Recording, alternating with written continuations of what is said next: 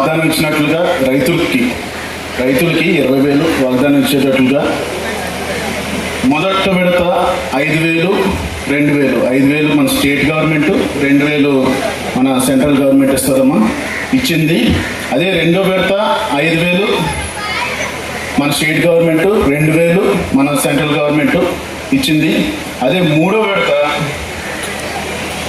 4,000 state government, 2,000 central government ఇవ్వడం జరిగింది. అంటే మీరు దీంట్లో అర్థం చేసుకోవాల్సింది కేవలం ఒక పాయింట్.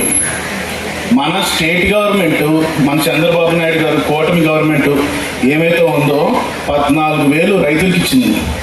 మిగతా 6,000 మోడీ గారు ఇచ్చారు. అర్థమైందమ్మా క్లారిటీగా? 14,000 మన స్టేట్ గవర్నమెంట్ ఇచ్చింది, మిగతాది మాత్రం మోడీ గారు ఇచ్చారు. మనం మూడంతులుగా ఇచ్చాం. అది దీంట్లోని మన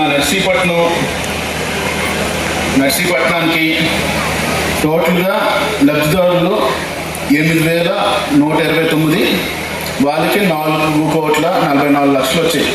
దాంట్లోని మన ధర్మసాగరం గ్రామానికి చెందిన రైతులు 612 మంది ఉన్నారమ్మా.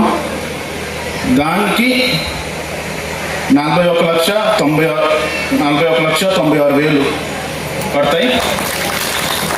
దీనికి సుమారుగా నర్సీపట్నంలో నియోజకవర్గంలో 35,000 మంది రైతులు ఉన్నారు. ఆ రైతులకి 19,69,00,000 పడతాయి. ఇది ఇప్పుడు మన సీఎం గారు వేస్తారు. అటువంటి చిరకాల కోరిక, అది కూడా అయ్యనపతి గారి చేతుల మీదుగా పూర్తి చేస్తున్నందుకు మీరు మన 2 గ్రామాలు కూడా ఆయనకి ఎప్పుడు కూడా రుణపడి ఉంటామని చెప్పేసి ఈ సందర్భంగా నేను తెలియజేస్తూ